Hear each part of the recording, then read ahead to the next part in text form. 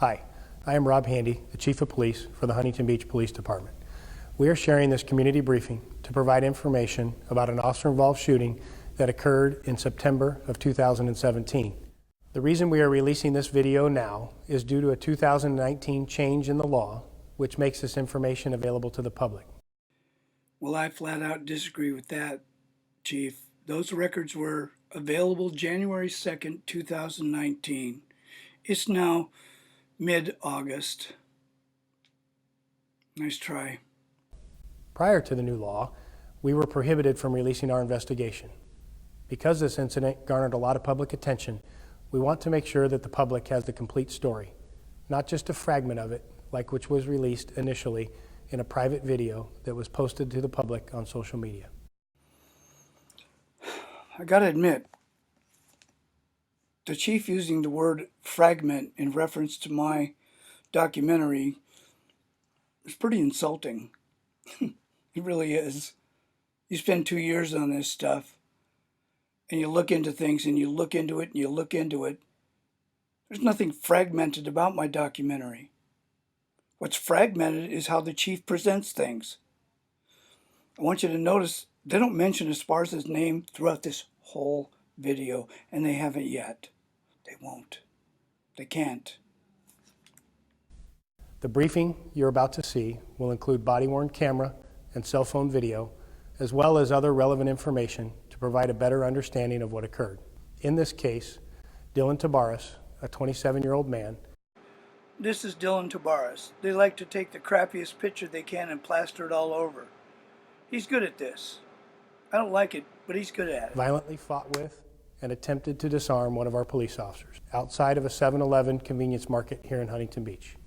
Tabares had a long history of drug abuse and violence, including assault on police officers. In fact, Tabares had been released from prison only 8 days before the shooting for battery with serious bodily injury in the assault of a fast food restaurant employee. A warrant had already been issued for Tabares' arrest because he had not reported to his parole officer. Now, we all know that neither Esparza or the chief were aware of that warrant yet. Maybe they were. Maybe they were tracking him. I don't think so now. I think the chief is scrambling for position and trying to figure out how to get out of this. Happens every time. Don't know why it does that. But anyway, what the chief just said was not true. And he's trying to paint a picture. I want you guys to be aware of this. This whole video that the chief and this Heidi put out is all about Tabares. Has nothing to do with the issue of PTSD in the police departments. You have evidence here, guys, and you're not using it. Use it wisely. Officer when he was released from prison as required. It was later discovered that 3 days before the officer-involved shooting, Tabares had beat to death. I want you to pay very close attention to what the chief just said. He said Tabares beat to death an 80-year-old man named Richard Darland, a man who had tried to help Tabares in the past. Tabares using his hands, feet, and a stick. I want you to listen carefully to the chief's words. He says Tabares used his hands, feet, and a stick. Hands, his feet, and a stick. There was no stick. There was no stick until I mentioned there was no marks on Tabares' knuckles. All of a sudden a stick appears. I'm amazed by this. I truly am. Broke Darland's back, his neck, fractured his skull, punctured his brain, caused broken ribs, and serious injuries to both of his eyes. The officer-involved shooting was subject to 4 independent investigations by 3 entities: the Huntington Beach Police Department, the Orange County Sheriff Coroner Department, and the Orange County District Attorney's Office. These investigations found that the officer acted within the law and our department policies, and that his actions were reasonable. A word of caution: the images and the information you're about to see are graphic and may be disturbing. Viewer discretion is strongly advised. I'm Angela Bennett, Huntington Beach Police Department's Public Information Officer. Around 9:30 a.m. on September 22, 2017, the officer was in the area of Springdale and Edinger conducting area checks in response to recent criminal activity when he noticed a man who appeared to be under the influence of drugs near the 7-Eleven. The officer attempted to contact the man, who was later identified as Tabares, but Tabares started to walk away. Then, when the officer attempted to detain him, Tabares spun around and charged the officer. As you'll see in the video, the officer backed away, drew his taser and fired it, but it was ineffective. Tabares pulled the taser darts out of his body and continued to advance toward the officer. You'll see Tabares then punch the officer in the side of the head, knocking his sunglasses off his face.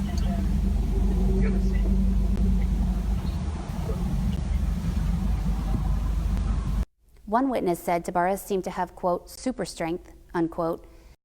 I want to find out if that witness that's made that statement was solicited for that statement. Because I believe he was. And that it looked like the officer's life was in danger. While on the ground, the officer felt Tabares grabbing his gun and removing something from his body. The officer broke free and saw Tabares holding something in his right hand, which the officer feared could be his backup gun or his knife. Tabares made an overt movement with the object in his hand, and that's when the shooting occurred.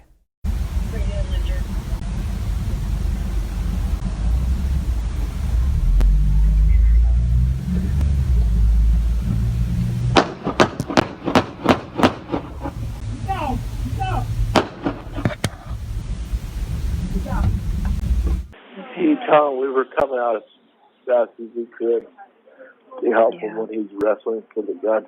Yeah. Well, of course you did. Once again, Chief, you had 6 officers at the Sheriff's Department, not for questioning, but to observe and participate. That's not independent. It's not independent what Mr. Abraham did also. You guys were talking all the way up the line, and I know it. And that his actions were reasonable. A word of caution. The images and the information you're about to see are graphic and may be disturbing. Viewer discretion is strongly advised. You're going to love this. I'm Angela Bennett, Huntington Beach Police Department's Public Information Officer. Around 9:30 a.m. on September 22, 2017, the officer was in the area of Springdale and Edinger conducting area checks in response to recent criminal activity when he noticed... Once again, in response to criminal activity, who's he responding to? Who's calling him up? Who's talking to him? This is all I want to know. What happened before? Nobody's talking about it, and certainly Eric Esparza isn't talking about it. A man who appeared to be under the influence of drugs near the 7-Eleven. Really? You saw a man under the influence of drugs by a 7-Eleven? God, that's odd. I've never seen anybody under the influence of drugs by a 7-Eleven. Have you folks? Never have I seen that. I'm being sarcastic. This is bullshit. And she knows it's bullshit. Eric Esparza, watch the video. He deploys his taser immediately. They don't work. Tabares is obviously miffed. He's fought cops before. This is just one more. And he goes after him. He's not a stable individual. But neither is the guy that he's swinging on. The officer attempted to contact the man, who was later identified as Tabares. This is the point I'm trying to make, folks. Ultimately, they did not know who he was. That could have been your son or mine. And people want to know why I did this. But Tabares started to walk away. Then, when the officer attempted to detain him, Tabares spun around. Oh my God, is this where he suddenly got his Bruce Lee superhuman strength? Did he do a pirouette? No, he didn't even move. He was walking straight forward, made a left turn. Esparza jumped in front of him, fired his taser immediately because you could see the string hanging down, and then he started de-escalating. I just don't like her lying like this. Sorry, not gonna let her do it. And charged the officer. As you'll see in the video, the officer backed away, drew his taser and fired it, but it was ineffective. Tabares pulled the taser darts out of his body and continued to advance toward the officer. You'll see Tabares then punch the officer in the side of the head. You know, the more I watch this video of their video, it's like each time I watch it, I see something else. And when she's describing Esparza backing up, there's actually 3 videos there, guys. They kind of overlap. If you pay attention, they overlap, so it makes it look like it's a real long effort on Esparza's part on de-escalation. I'm telling you, this bullshit is just, oh my God. Watch carefully. You'll see 3 different videos right there, and you'll see Esparza fired right away as Tabares came around the corner, knocking his sunglasses off his face.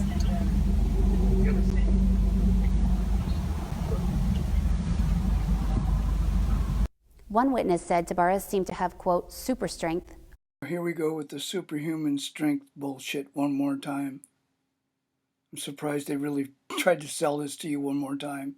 I want you to watch this video right after she says superhuman strength. I'm just going to ask you a question. Who's on top throwing blows? That's Esparza. He must have superhuman strength. Heidi?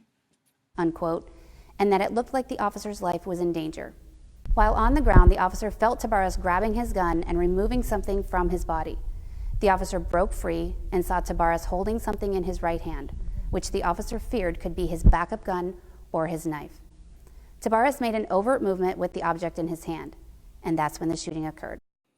I really hope this young lady can sleep at night. I'm sorry. Tabares never made a move with his hand. His right hand moved up to fix his hair. He did that a lot. I did some checking. That's his nature. It's part of his little clicks. Esparza was 14 feet away when he started firing. He couldn't aim down his sights, he said. He saw his family flash before his eyes, he said.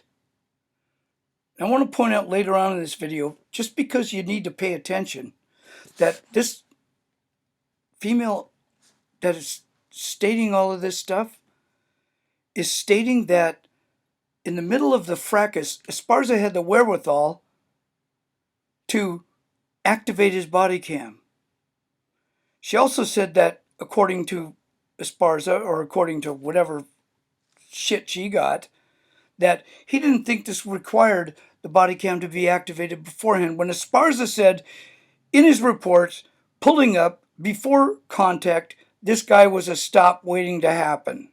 I quote, do your homework, Heidi.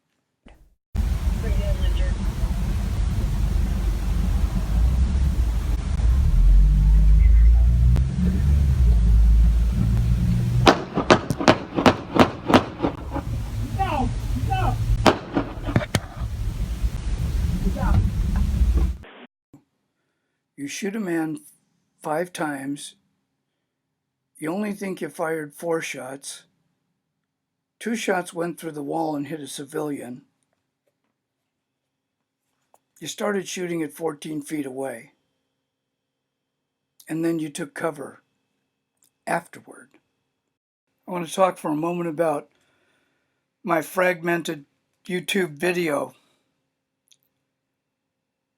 My fragmented YouTube video talked about things the chief did not talk about. So I'm guessing he's got the fragmented video. Because I talked about Tabares being shot in the back twice. That's not mentioned. I talked about Esparza's last shot missing Tabares' head. Tabares had already been shot 5 times. Then he went down. The chief didn't talk about that. He didn't talk about how Tabares laid there for almost 10 minutes. He didn't talk about that. He didn't talk about bullets going through the wall and hitting somebody else. He didn't talk about that. So who's fragmented here? Come on, Chief. Who's fragmented here? He told we were coming out as fast as we could to help him when he's wrestling for the gun. Yeah. Listening to this man's emotion is traumatic. You can tell he's traumatized. And he wanted to help. Why is it that the police so often feel like they're on their own when they're not? Or maybe their ego is taking place and they got to figure out, I got to get in there and do this on my own. You see a lot of single car police officers in Huntington Beach. Not going to work in this big a city. Where Heidi says he had the wherewithal to start his body cam in the middle of a fight on the ground with a suspect, while he's using both hands to defend himself and make sure that his gun gets covered. Somebody turn that body cam on. And there's somebody that's not here that could probably tell the truth about that.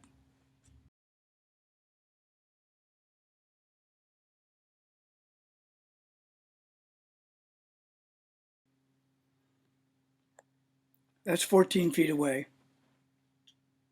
Not a few feet, as the DA or assistant DA mentioned. It was 14 feet away. And what people don't know is the last shot actually missed Tabares' head.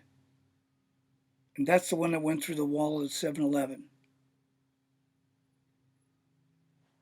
They know this. I'm going to read you some quotes. I started seeing more apparent symptoms. That's Esparza's words. He has like his eyes are really bloodshot, watery, almost glassy. He looked homeless. He seemed tense. He's walking towards me and I'm like, well, he's actually going to come towards me. I initiate the contact. I say, hey, you know, I'm trying to downplay it like I've done so many times before, especially with people like that I know that are under the influence, just to get them more comfortable. It's amazing. So he's trying to downplay it. So I said to him, hey, bro, come talk to me. Have a seat. And he's like, no, leave me alone. He gives me this look like he's looking right through me. He seems very tense. He's like almost shaking, and he stopped and looked at me. Don't you think you'd want to turn your body cam on at that point? You know, there's a lot of training shit in this, but it's more PTSD than anything else, and they just need to frickin' figure this shit out. But here's the thing. If they figure out that that's what it might be, then guess what? Everybody's going to start looking at police departments for PTSD, and they know it. And they should, because this is what's going on. Anyway, yeah, so he says, like I thought I was going to put my gloves on to go hands-on with this guy, and I couldn't, so I end up holding the radio and the taser and asking for my back, and he starts coming at me. He'd already fired the taser, guys. He's not telling the truth. He already fired. He had this facial like flinch, like he kind of telegraphed what he was doing. Then Esparza starts describing that he's this big badass MMA fighter, and oh my God, they go 5-minute rounds. I'll say it again. And they go 5-minute rounds. 25 minutes of fighting. He was on the ground with Tabares for 58 seconds. This is crap.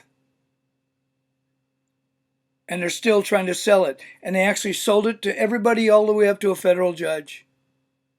I'm hoping there's somebody higher than that that can see the truth in this. Huntington Beach Police certainly doesn't. There's more to come. Well, I've downloaded about 4 of these, and it seems like they all cut off right here. I'm not sure if that's, I don't know what it is. I'm not going to even think about what it is. But anyway, this young lady goes on to talk about, I think she ends up talking about how Eric Esparza suddenly activated his body cam. But first she says that he basically didn't think that this was going to be a big deal, but his report indicated otherwise. I guess she didn't read it. Somebody right here turned this body cam on, right here. And I don't know who it was. It was one of those two. He's back 14 feet. He fires. He misses with his last shot. Goes right by as far as his head and through the wall of the 7-Eleven. Picks up his radio. Comes back over. This is where his radio goes on. I have this whole entire video until Tabares gets taken away. Amazing thing is the person who handcuffed him was Officer Jensen, who had had previous contact with Tabares. And this is sad because the chief actually probably pulled this out because for some reason he actually contradicted the crap out of himself. But they go right back into Tabares bashing here. You know, they go throughout his whole criminal history one more time because they want to wrap this up with a big old, Tabares stain. They want to put the evidence out there. What they seem to forget about is possibilities outside their realm of control. They're the ones that introduced the stick. I didn't. They're the ones that put Tabares' pants and put Tabares' tennis shoes marks on the next to Darland there.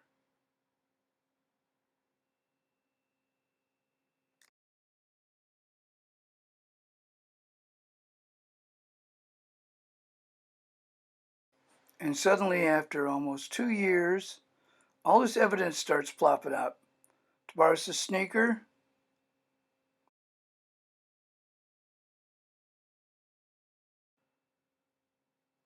That was never in any report before. And how in the hell did they know that, there's possibilities. Tabares got help from this guy for years. He had no reason to kill him, and he certainly had no reason to walk around town 3 days later.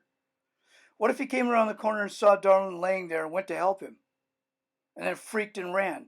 These are possibilities, folks, that nobody even thinks about. Certainly not this man. This is the part where you remember earlier he says Tabares murdered Darland with his hands, his feet, and a stick. Remember earlier in the video when I said, remember that point when he said, Tabares murdered Darland. This is the part where the chief says he was one of 13 suspects. Which one was it, Chief? This is all my response for now, Chief. God bless you and your family. Have a good evening. Stay safe. I want everyone to know my thoughts and prayers are for that CHP officer who was gunned down. We need to cry whenever this happens, whether it's an officer or it's a victim of an officer. Let's just be honest with each other, guys.